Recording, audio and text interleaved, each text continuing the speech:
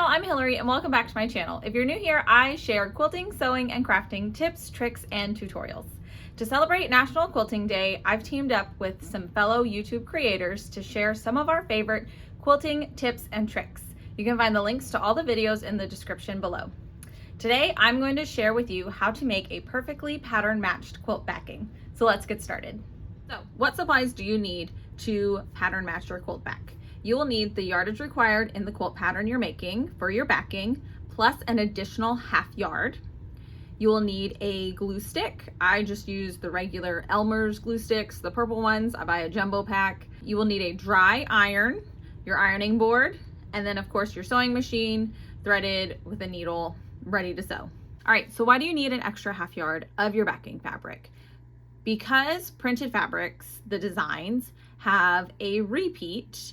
That means that the design down your fabric has the same, it'll be the same pattern repeated every so often. Normally, I want to say it's like 6 to 8 inches. Sometimes it's bigger, sometimes it's smaller. Because of that repeat down the fabric, I like to have an additional amount of fabric so that you can line up those repeats, because where you cut the fabric to be the correct size for your quilt backing doesn't necessarily mean it's going to line up then when you try to match the pattern. The repeats will be cut in different locations once you flip around the fabric. I know that doesn't make sense now, but it will make sense when I show you in a little bit.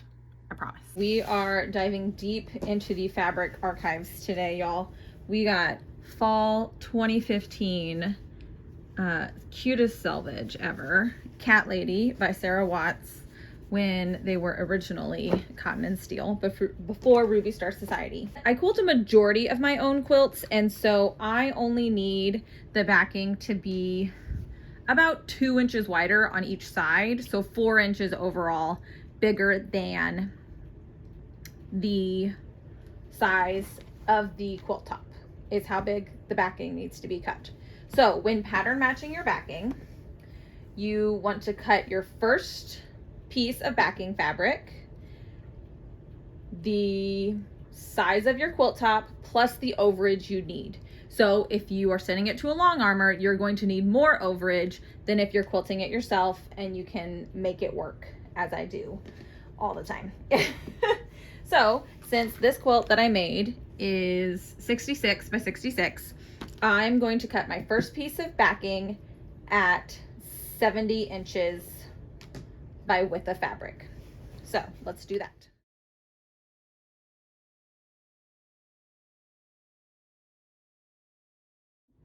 Okay, so I cut it 70 long by width of fabric, and it's, you know, selvage to selvage, width of fabric wide. So now I'm going to cut off the selvage on one side of this first piece that I cut, that is the 70. I just folded it selvage over selvage, trying to line it up as well as possible, as you can see, and then I'm going to line it up. I'm gonna give myself, this is a cute selvage, so I'm gonna give myself some little extra fabric on there. I never save selvages, like not always, but sometimes I do. This one might be a keeper. All right, so that so now we have our backing has been cut into 2 separate lengths. There's the piece that we cut that has been cut to the size of your quilt plus the overage needed. For mine, I needed a 4-inch overage. And then we also have the piece that we cut off of this one, the piece that has the extra amount of fabric that we'll utilize for the pattern matching in the next step. Cutting the selvage off of this is a good visual indicator as well, to know that the one with no selvage is the one that is the size of your quilt back, what it exactly needs to be. And then the other piece that still has the 2 selvages is the one with the overage that you will be then gluing eventually. We're gonna get there. We'll be gluing this piece onto the piece with the overage. The next step is we're going to take the piece that we trimmed the selvage and the that edge that we trimmed the selvage off of, we're going to go and press that on our ironing board. So let's head over there. The backing right side up on your ironing board, and then we are going to press the long edge. I like to press it, about 3/4 of an inch is what I like to press it. I use my Oliso. And so just press it. It doesn't have to be super perfect, but this is the edge that we will be gluing onto the other piece. And so when we glue it, we'll be putting our glue stick here and then attaching that to the other backing. And when it comes to the sewing step that we're gonna get to, you'll actually be sewing in the ditch of this pressed seam. This is our piece that has the pressed edge. This is the piece that is the size of our backing with the overage. I know I said that a lot, but it's, I want to call out, there's a piece that is the size of your backing, and it's this one with the pressed edge. So we're going to move that for just a second. And we're going to bring over our other piece of fabric that has the overage. The way that the repeat presents itself within a quilt back, for the most part, is consistent. I cut the selvage side words off of the other piece, and so when I line up the backing, the repeat, I will line it up on the side that doesn't have the words. Lay this out. Don't worry about the fact, I know when you're making a quilt backing, everyone says take off the selvage. Do not worry about the selvage right now. Like after we've sewn and the backing is almost done, this will get taken off. Do not worry. Lay this out on your ironing board, just nice and smooth, like that. Have your trusty glue stick. I normally like the smaller ones. My kids took them all, so I only have the big one. But that's okay. Bring over your fabric that has been pressed, and it's going to line up like this. Well, not like exactly like this, but it will get secured on to your fabric like the thing with the repeat. So here, the easiest way to tell, because this is, polka dots and cats all over. A little bit difficult to find the repeat, but once you see the pattern, you can't unsee it. It's that type of thing. So if you see this polka dot has like the bubble inside, and then this one has the bubble.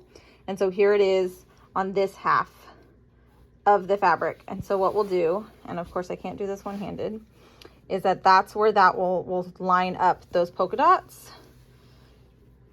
And as you can see, kind of, eventually we'll get there. Oh, we could even line it up here, but then the overage is there. So what I like to do, instead of doing it like this, and then this is overage here, we don't want that. This piece is the length we need for our backing. So we want the extra piece to have the overhang. So we don't want to match at that repeat. We want to match at this repeat, bubble repeat, so that the overhang is hanging off there. Now that we have found where we are lining up our repeat, as you can see with those bubbles, and then here you see when we pressed it, that little lip of the dot goes there. See how it lines up? And then we'll keep moving down the fabric. Okay, so now we found that repeat. What we want to do, open our glue stick, hold it up, and then I like to fold this back just a little bit. Fair warning, you will get glue stick hands, sticky hands. I know some people like to use the Elmer's glue, like the liquid glue with those precision tips. I have never tried it. I always worry that like you put too much Elmer's glue versus like here with the glue stick. Like I can kind of put it on and then also scrape it off at the same time if I get too much. Like right there I got a glob and I scraped it with the edge of the glue stick. So just add a little bit of glue onto that folded edge, and then find your repeat and line it up. Got those little bubbles, those edges of the little bubbles. I like to kind of press with my hand, and then move the lid from my glue stick out of the way. Bring your dry iron and kind of press on where that wet glue is. And you want to dry iron, because if you had steam in this iron, it would keep the glue wet and tacky. And then it would just be a mess and be really annoying, honestly, to work with. Right, so we did that one little section, and it should be nice and glued. I didn't do this corner very well. And then iron it. And it's not permanent. Like, this is glue stick, washable glue, so it will wash out when you're done. But it's just enough to hold your fabric in place. And I have found that when you at first do it, like this small section is not really going to hold until you get a decent amount of the seam glued down along the quilt. So we add some more glue, and then again line up your print and just keep working your way down. So now you can see, as we've gotten to the end, I still have to finish gluing, but because we have that additional overage, I have that extra half yard that is left over, so I know for sure I have enough fabric for my backing. This print, I have to say, the repeat is pretty small. It repeats every like two or 3 inches. So because the repeat is so small, I didn't have to shift the print very much to get it to line up. When you have a larger repeat, there will be more offset with how you have to shift the fabric to get it lined up. But I am going to finish gluing this last piece, and then we are going to head to the machine.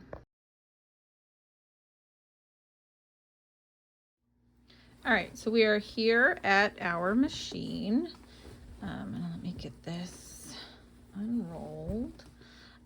You do need to be gentle with this, because like it's just Elmer's glue, and it will come undone if you're like really aggressive with how you're handling this. So do be careful with how you're handling this. I have my machine is threaded with 50 weight Aurifil thread. It's what I use like 99.9% of the time. Same thread in the top and the bobbin. So what you want to do is, so this is our piece that has the folded edge that we glued down. You're going to want to flip that, open her up like this, and you'll see, oh, see, look, I got some glue that kept it there. All right, you'll see, so we have this extra that we will trim off later. Don't have to worry about that for now. So you want to open that up, and you'll see that we have this nice little groove that was created when we pressed the fabric down, and you are going to want to sew in that groove all the way down the length of your backing, making sure to backstitch at the beginning and of course the end so that nothing comes undone. Oh, like this would be better actually. Boom. Let's change that foot real fast. This is the F2 foot. It's nice and open so you can see what you're doing. And so that way you can see exactly where you need to sew. I like to start like right there. Take a few stitches, back stitch, and then keep it going. Making sure to stay within that pressed edge all the way down. So I will sew this. You should not have any issues with your needle getting gummed up with the glue, because when we pressed it with the hot iron, that is a dry iron, it dried that glue. So every now and then while you're sewing, you might hear like you're sewing through dried glue. That's okay. It's not going to gum up your needle. It's not going to mess up your machine because it is dry. So go ahead and sew all the way down the length of your fabric, and I will meet you back here in a sec.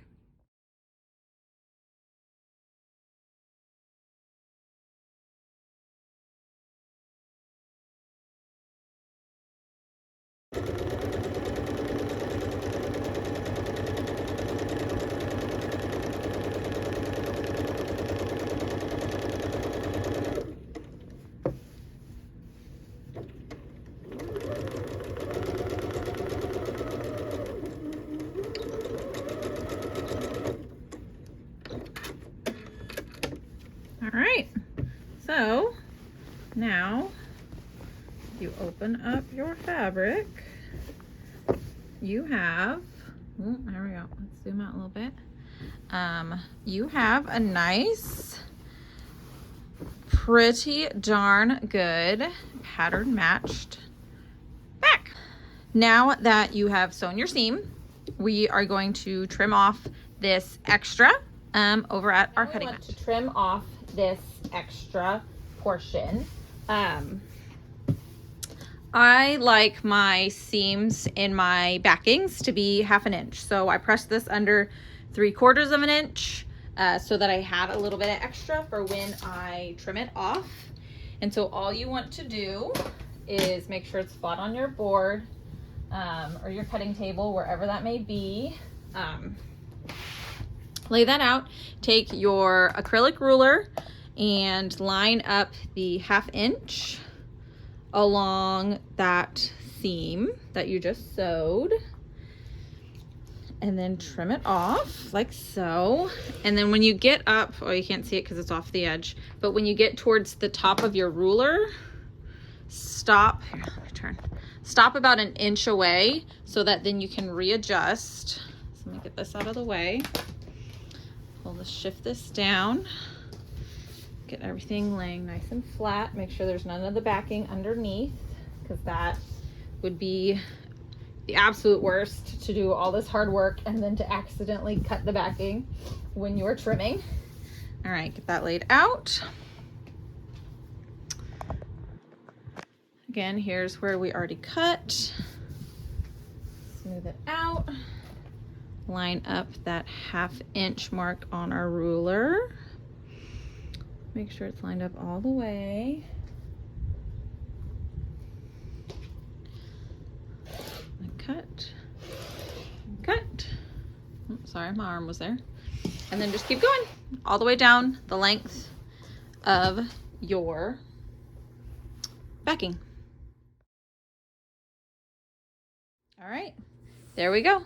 Now we have a pretty darn perfectly matched quilt back. If you want your seams pressed to the side, just take this over to your ironing board and give it a nice press over to the side to where that's, you know, that same direction where you glued it all together, and you are ready to baste your quilt. If you prefer to press your seams open, then just come over here to the back, and because it's Elmer's glue and it was glue stick, just kind of pull it, and that seam will pop right open where you glued with the glue stick. Takes a little fiddling, but you can do that, and then you can go in and press that open as well. If you are going to do this, the press open route, I would recommend using a pressing cloth so that you don't get that Elmer's glue on the plate of your iron. It shouldn't mess it up. It's, you know, it's washable Elmer's glue. It comes right off with water. But it's just, you know, one less step. Do I use a pressing cloth? No, I do not. I just roll with it and I clean my iron later.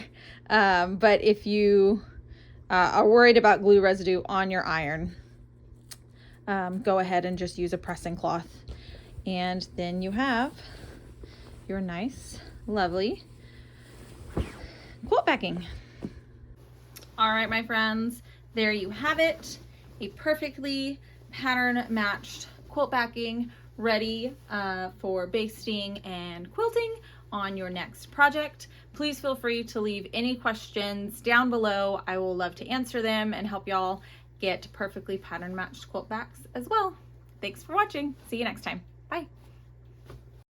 Why do you need an extra 1/2 yard of your backing fabric?